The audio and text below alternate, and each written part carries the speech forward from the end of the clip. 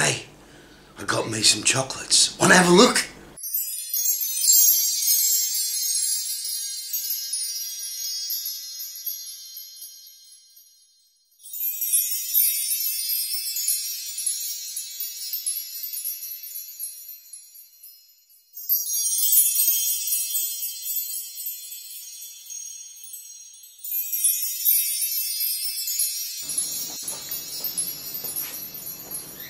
Okay, I only did that because I bought myself this. Come here. I got me a lolly jar. Alright, pack this in, back in there.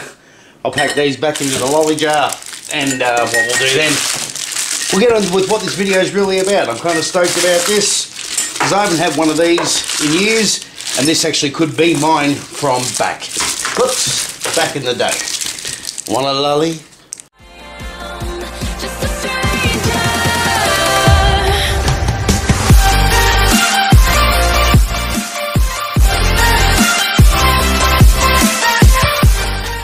Okay guys, we're going to have a look at this amplifier up here. It's called the Sony STR D1090. Reason I'm showing you this, I actually got this 2 days ago with a subwoofer as well. It didn't cost me anything. I traded a couple of things in to a second-hand shop that I really didn't want. I was actually going to throw this stuff away, but I wondered if I can get anything for it. Instead I took it down and I come across this and the sub, and I said, look, I don't want any money, but what I want to do is I want to trade you.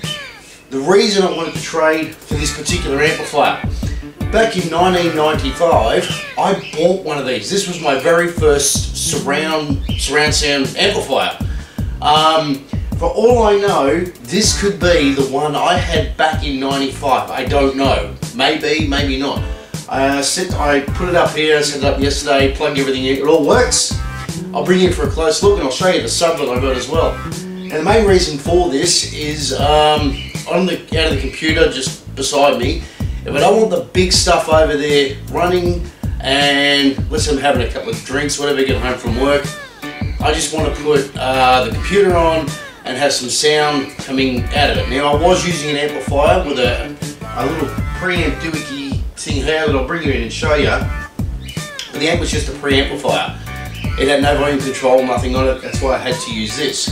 But I always thought, if I ever come across one of these again, I was going to buy it. But of course, if I look on eBay, these things are going for about 500 bucks. Now I think back in 95, I think I paid about $800 to $1,000. Wasn't about to pay $500, ended up costing me nothing anyway.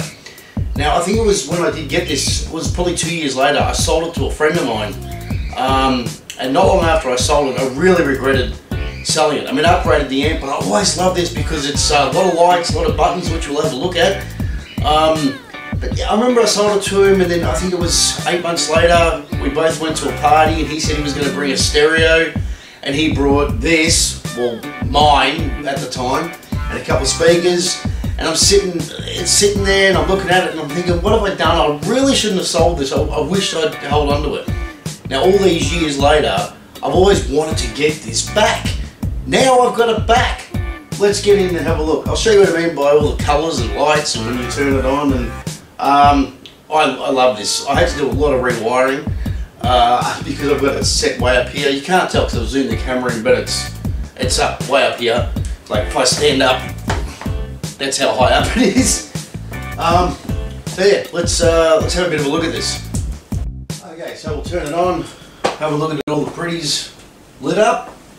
At the moment it's at Dolby Surround, but you can see all how everything's lit up.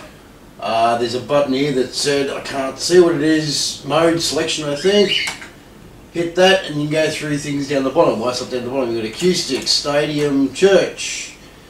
What the hell's that? Opera, jazz, disco, hall, live, theatre, Dolby Surround. So, hit that and it changes from the top to the bottom. You can also change the equalizer here. You hit band, and what you can do is these toggles here, you got up, down, side, left and right, so you can bring it up and down, and the left and right, that'll either expand or get less of, say, like the mid. So let's say with treble, I'll drop the mids, so you have less mid with the treble. Where are we? Bring it up, like that. Bass, bring her up. Mid, bring it right down. You get a very deep sound if you were to do that. You know what, maybe I should turn these lights off. See it a bit better. There we go. I think that's a little better, is it?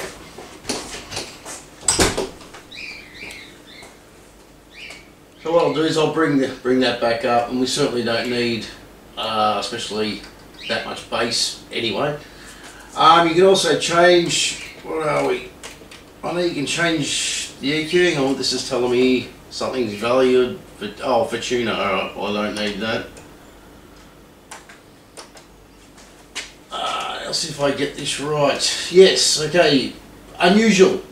You can change the name of whatever channel you're on, which is pretty cool for back in the mid-90s. That was not a common thing back in the mid-90s. So I thought that was pretty cool.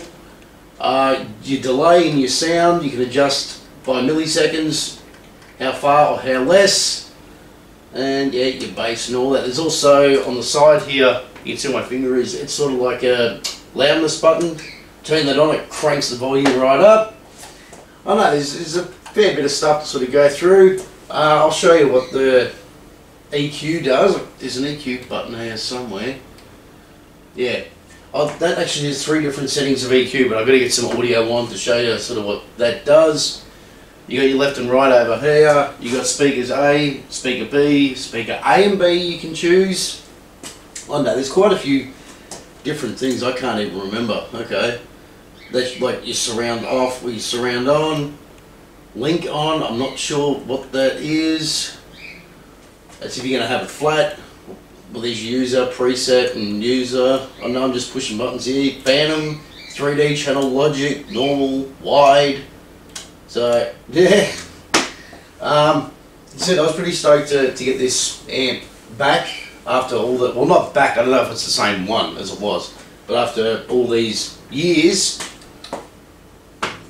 I've seen a few videos on YouTube to do with this, but no one's talking about it. They're just sort of showing different things that it does. I'm not even sure if I'm going through everything that it actually does do, because I just can't remember. Oh yeah, get off. Yeah, muting, your mute button there. Anyway, I'll put some tunes on, and we'll see what the whole EQ dancing does. It does sort of dance up and down, and you can change how you want it to look. So we'll have a look at that. Alright, as you can see here, we've got a little bit of dancing going on. Now where is with the EQ? You can see it there, it's showing you your little levels there, or just a little dance. Hang on. I'll bring you in. Oh, you can see a bit of the dancing there where it's just a single bar or single little dots. Just changing the EQ. It's where it looks like a normal equaliser. We'll do it again, and you see you've got both sort of happening there. The input volume's not real loud, but you get the gist. I don't know if you're going to hear much difference here, but you'll hear the sound change a bit. Hold. There's a slight echoey delay sound there. Acoustic, just for a flat sound.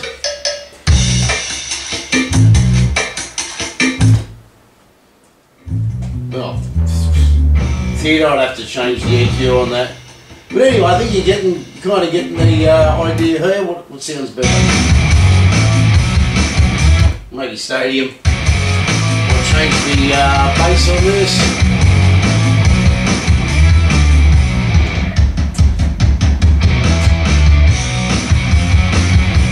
And there we go.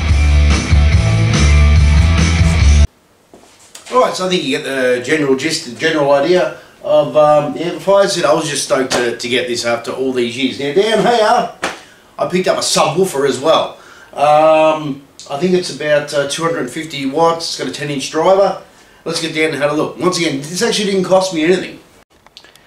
Alright, now, this is it down here. It's a little tiny bit beaten up, as you can see here, but works, sounds great.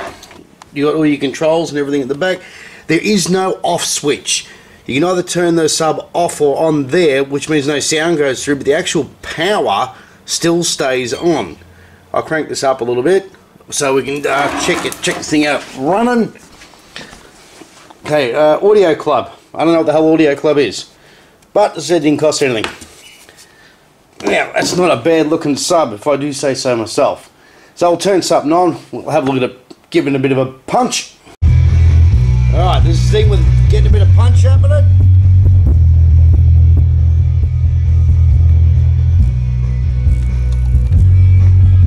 Little blue light indicates that it's running. And I tell you what, this does have some punch in it. Definitely, I'll get myself into a bit of trouble with this.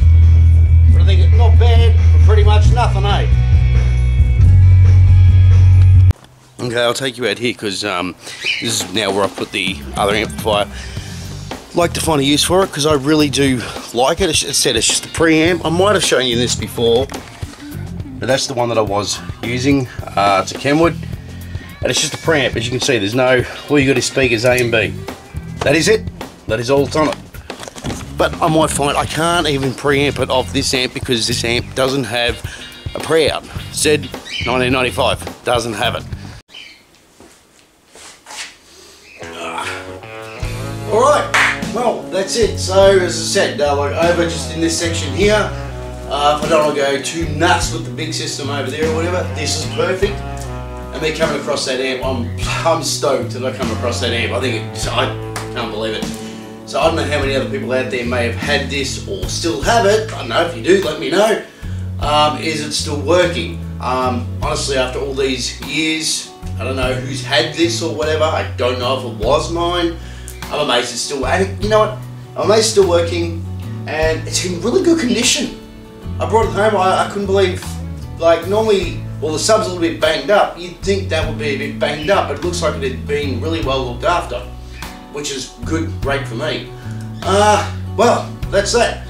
Just wanted to give a bit of a look at this, because as I said, you know, I was excited at the fact that I was able to score that. Alright guys, enjoy yourselves. I'll catch you on the next video, whatever that may be. I say that a lot, don't I? Anyway guys, catch you next time. Bye.